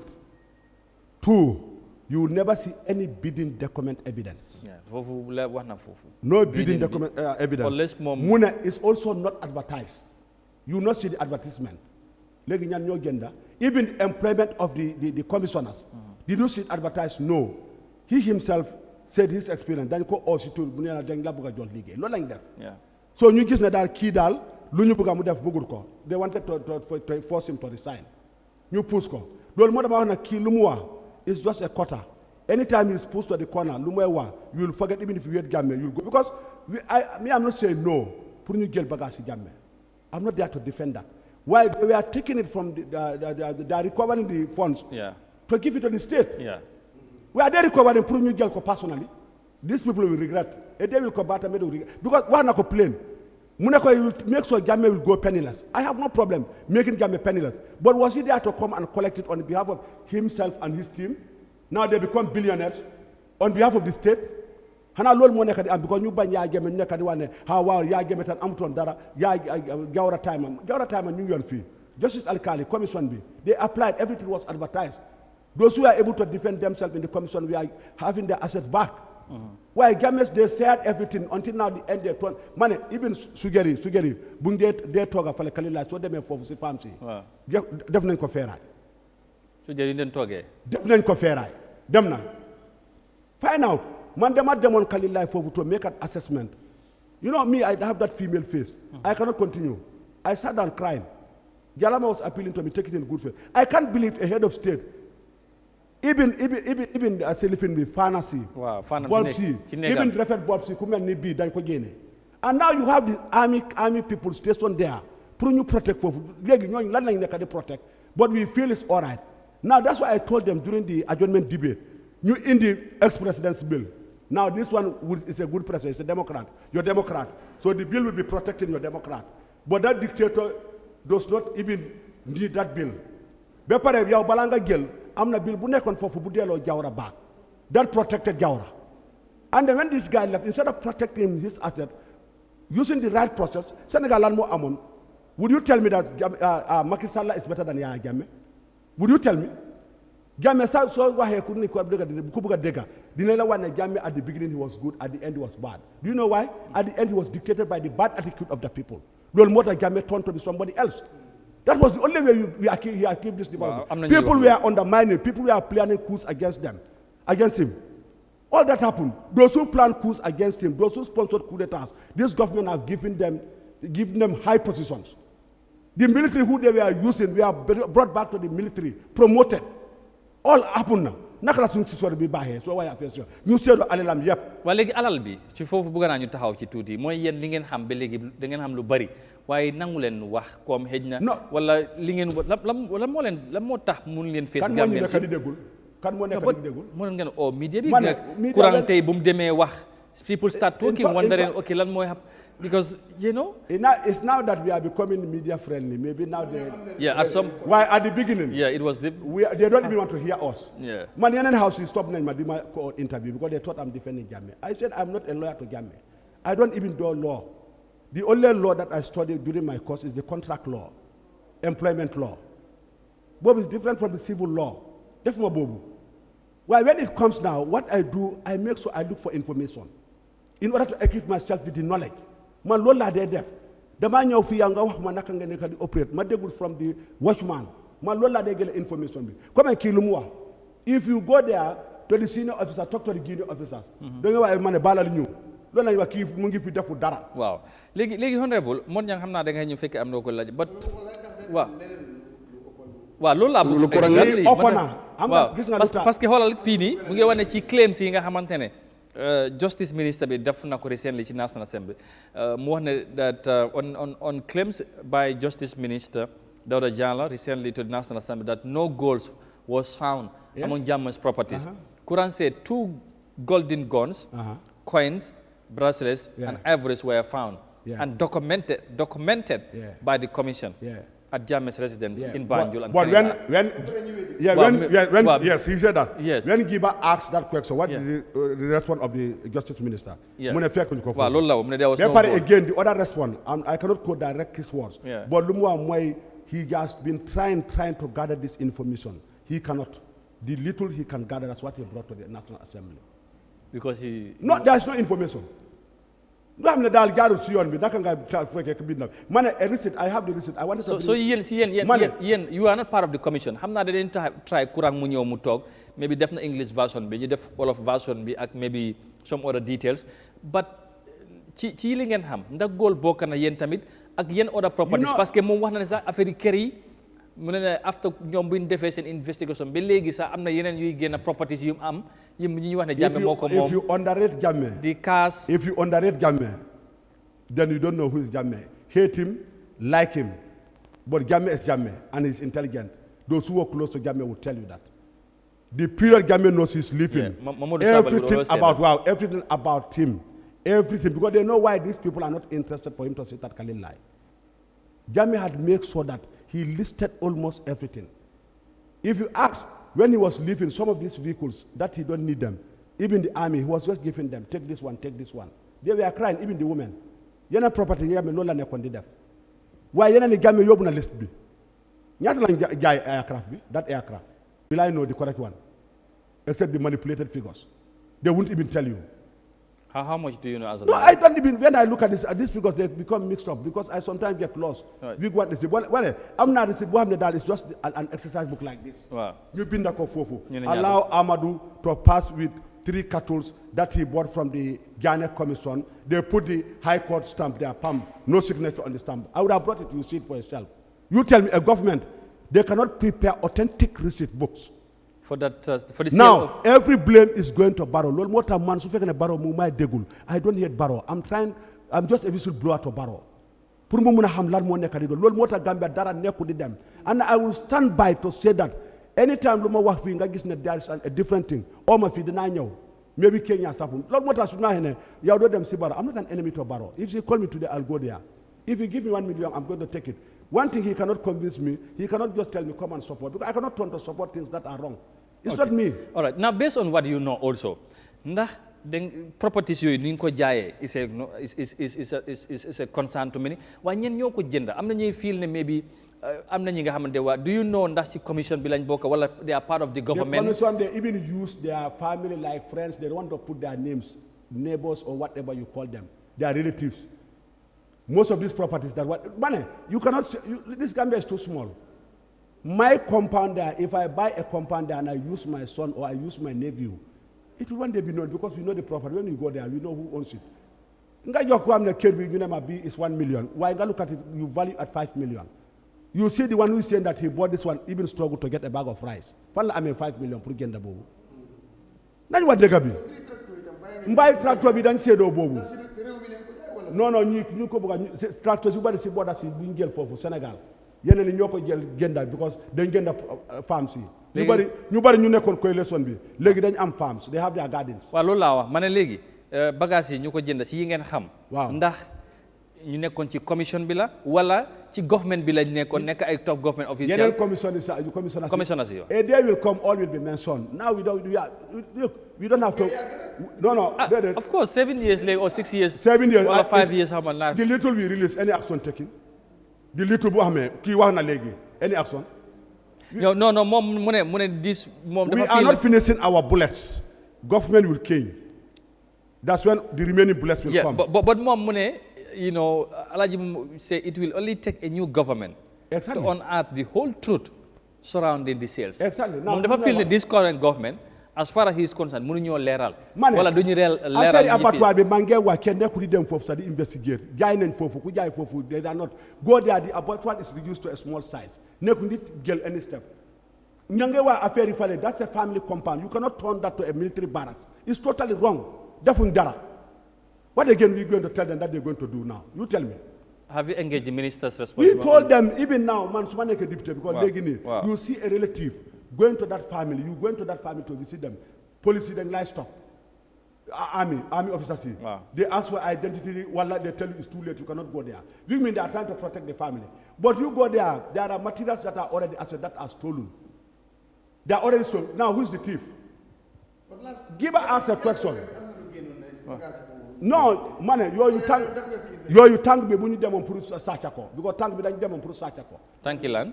Because tank bu nek for bu ndox bi dañ bo gëna génna. Bobu that's what be da and be paré lu xaw ñu yobu taxi man bi mu dem waxu ken bindut letter bi even si ami kam bi bindut ken waxu ken. So ñu dem ñu nek di génné ko gas signal bi legacy family bi ñew started to confront him. Ñu started was from the top from government. So ñu wax na légui the whole phone is going to demonstrate against the removal of this tank. Ñu ñu koy yobbo ci loftan bi. So ñu waxé lool rek ñu dem ñu call ma mané ko did you send any notification letter to inform that you are removing this tank? No. Mané ko all the assets that got stolen at Kalilai, people will come, individuals will come in the name of government. They will not even mention the name government. Government is who? Who is representing that government that is sending you there? So they may borrow money you dara. Now, when we say that the other guy who is there is showing that he has powers, the following day he's mobilizing the security, putting you new them for army. In fact, which guy is that? No, you not mention him. He knows himself. We got all Gambia is too small. No, Honorable. No. This media. One person using somebody. Is he part of is he a security guy? He's not. But Minister of Defense is not aware.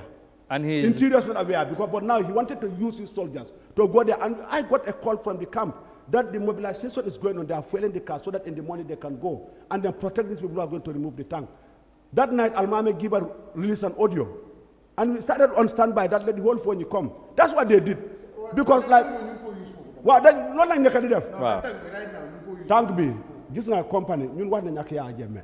New different camp bobu nakala America. One thing they said they are removing that tank because of it's on the white paper. That white paper I call black paper. Wow. Because that white paper is never white. The Jammeh Commission white paper. The Jammeh Commission black paper. I don't call it even white paper. Because this tank is not even included. Number one, Jammeh said this tank, they are saying that he took from Social Security, Housing Finance money for Navek and he diverted it and take it to Kalilai. Jammeh disputed that and he said he has his witnesses there. You will not mention the witnesses who are still in the country, how he got, because it's those people he sent to go and then this tank, he said that the company that made this tank, the company is no longer existing. They don't even have spare parts. So this one, before they connected, they called people from Senegal experts. Muning fix tank be.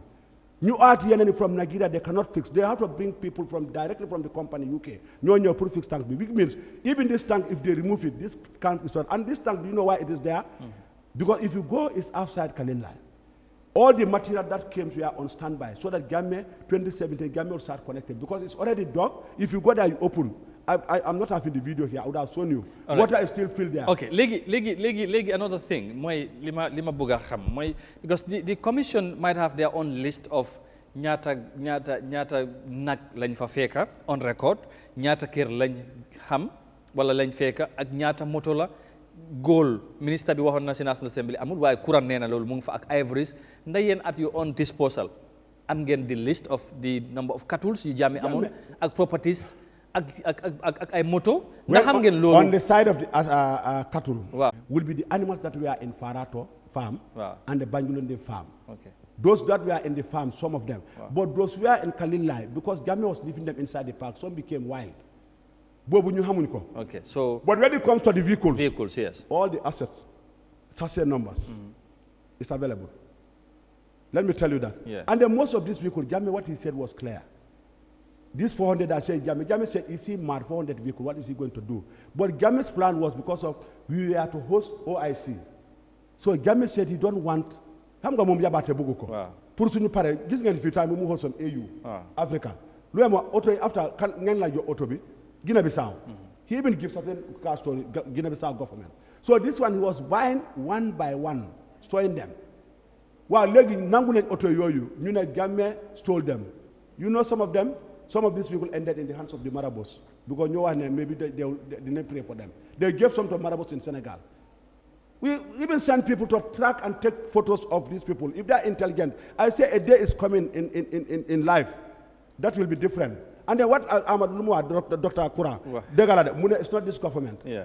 This investigation can only be done. So you also believe the same? 100%. So number of properties, ñaata kër la amoon yooyu tamit am ngeen list bi? Mane, lu tax lu ñu am? Everything. Jammeh dafa génn anything boo xam ne dëgg la Jammeh moo ko moom.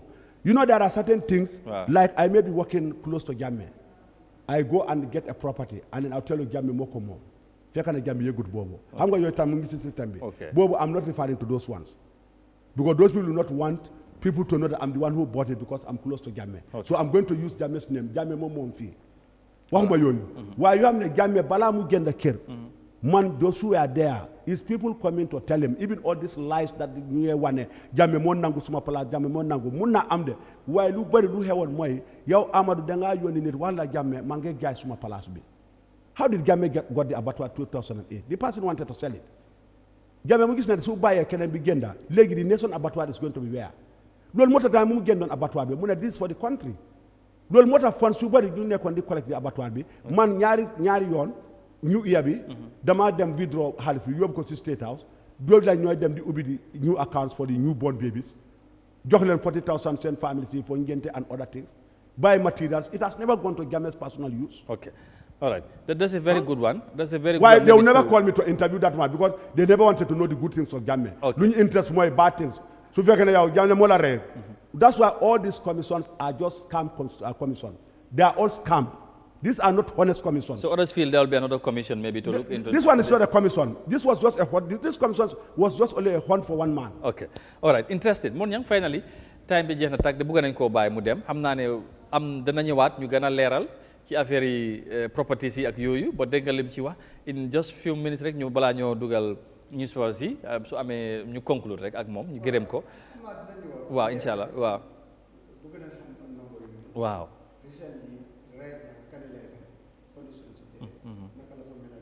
parce que fan naa ba léegi am na béréb yi nga xam ne ñu ngi ko tëj spécial néeg bu mag waaw boobu teg soo demee foofu Mike bi soo demee foofu ka leen si néegam an ex-president lal bi sax even the design tables and even the sofas yóbbu nañ ko you'll only find this glass cup ñaari glass cup yóbbu nañ ko saake nañ ko glass cup a president now who worked for 22 good years who has been traveling paid per diem that per diem is not using that to feed himself now cannot even afford even an air conditioner in his room air conditioner sa génne nañ ko si néeg yu bari when the time what demoon Kalila to access I cannot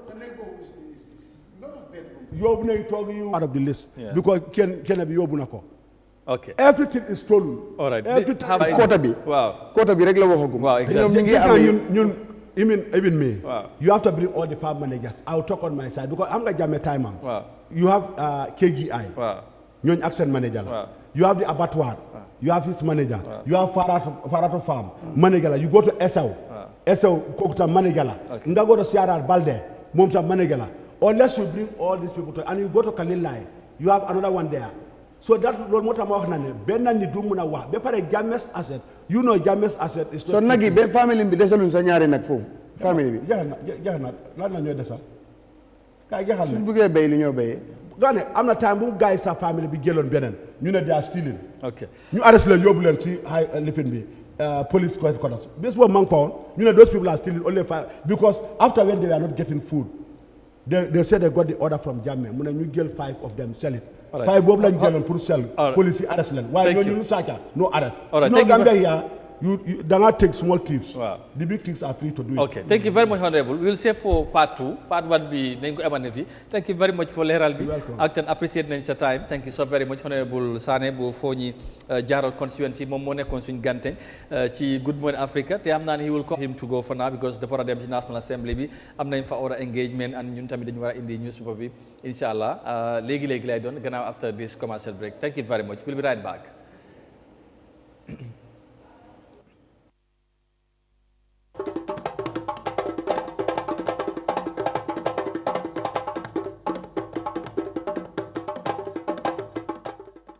Gambia am nañ mbégte ngir taxawee jotaay bii di fukkeeli yoon ak juróomi OIC Summit ci ñaari fan ñeneenti fan ak juróomi fan ci weeri May 2024 dinañ dalal ay buur ay njiiti réew ñu toppa ci njiiti réew yi ak ñi nga xam ne ñooy taxawal seeni réew ci mbootaay gi ñu toll ci juróom fukk ak juróom ñaari réew ñu bokk ci Organisation of Islamic Cooperation ñoo fee daje ñu war leen a dalal fii ci réewi Gambia teeru leen sargal leen bu kenn dootut fàtte ñu war a dajee ngir mun a waxtaan càmbar ñoo amee jàmm ak bennoo mun a mànkoo si lu ñoo jëmale kanam ak yokkute du rek si suñuy réew waaye woon jàppale nguur gi bañ am ko niñ ko bëggee ci xew-xew bu màgg bile na aada ak cosaan gi génn ñu yaatu ak taaral jikko yi comme niñ ko daan defee wane suñ bopp ci kanami àdduna yépp nañ leen bokk a def taarix nañ leen mbooloo songa ko daan ko.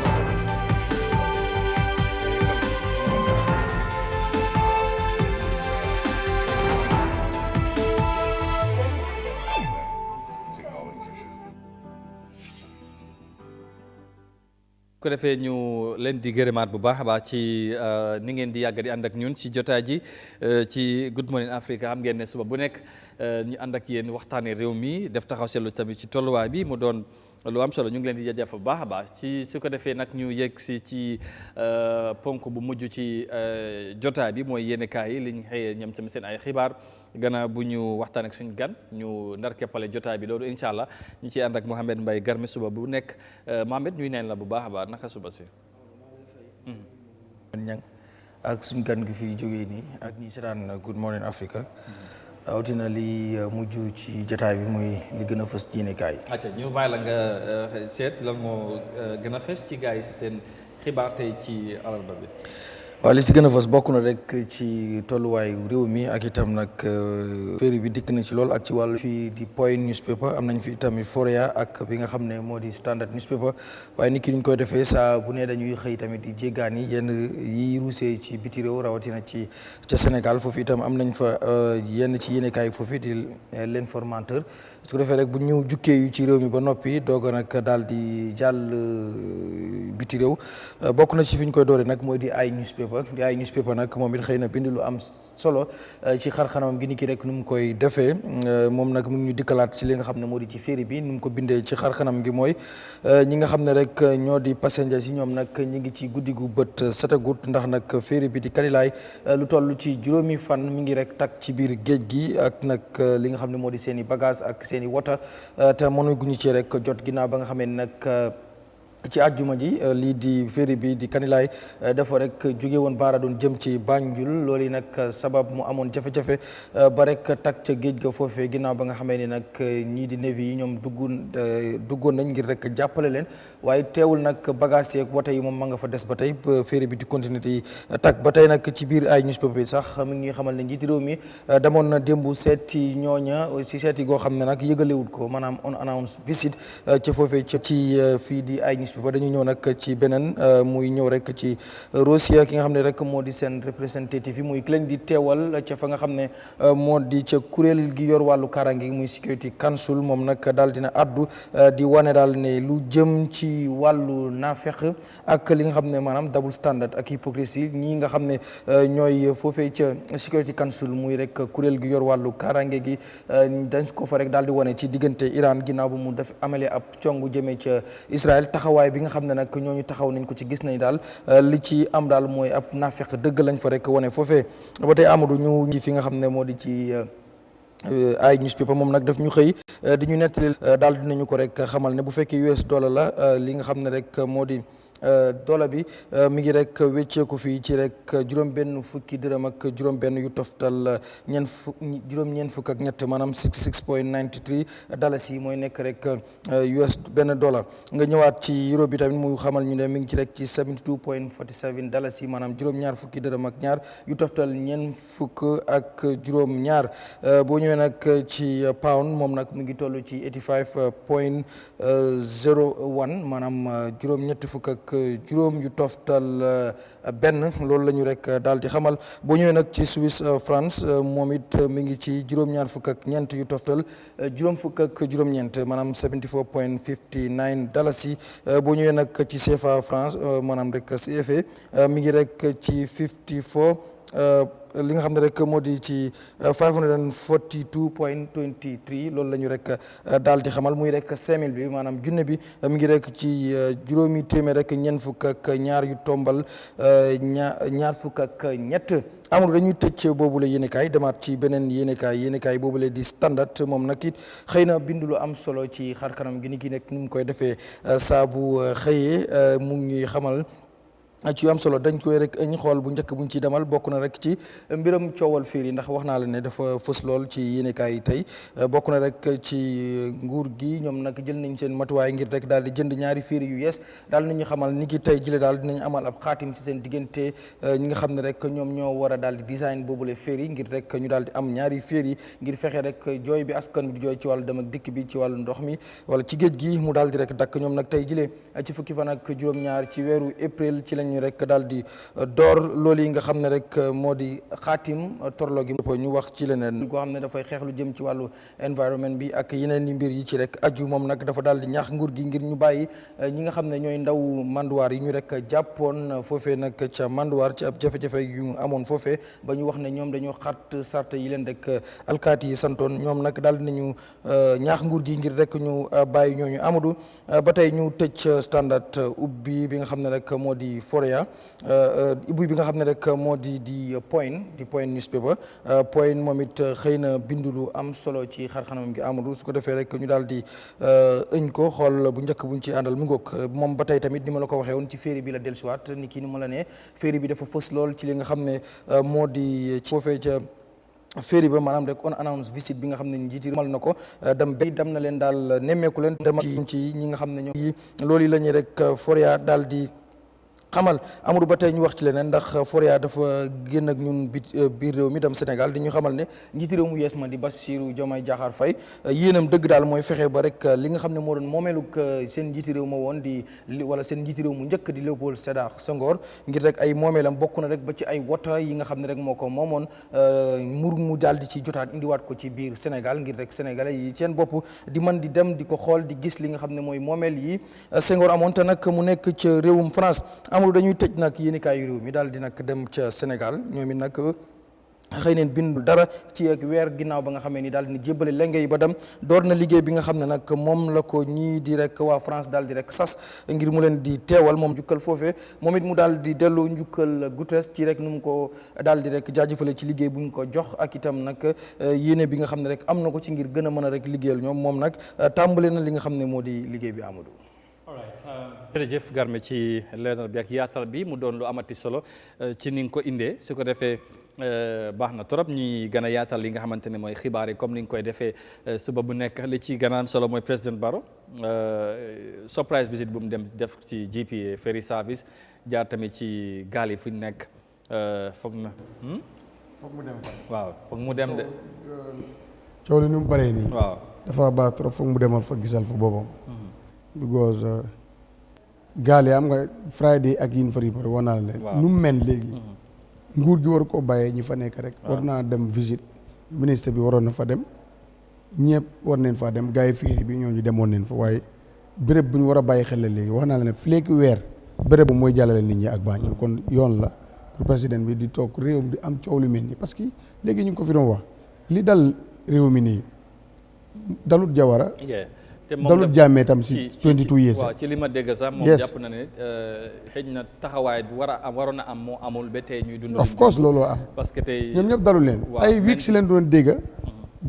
féeri amul waaye atool ñetti féeri yi fi dese ko bon yëpp na keg taxaw loolu dalul fi Jammeh 22 years dalul fi président Jawara depuis féeri xànq sax nga xam ne ñun juddu te lu tax mu war a xew ci jamonoom moo tax na warta am si only dem seeti rek moo tax dem na ba wax ak engine fa mu wax engine xam naa ne moom ñooñu ñi ngay def li leen war parce que soo fa demee noppal amul 24 hours gars yi ñi ngay liggéey si biir si biti ñiy wel ñi ngay wel ñiy peintre ñi ngay peintre ñiy maintenance ñi ngay maintenance nañ yokk liggéeykat yi pour liggéey bi gën a bar waaw am naa ne daal moom des na daal ay 3 weeks si lu ñu waxoon pour mu pare te loolu yëpp su boobaa gaal yi moo fay des moo tax dem na ñëw moom xam naa bi mu fa demee ñaax na gars yi pour ñu gën a bàyyi xel bu baax tam gaal yi seen liggéey jar na nga man dama noon sax gaal bu eb bu ne sax bu fekkoon ne xam naa dina jafeñ pour sécurité war a nekk foofu noonu yëpp waaye baax na sax marine bi sax di jéemoon di monitor affaire yi léegoo lee dem bu baax xam naa gar mi dama wax na fii ne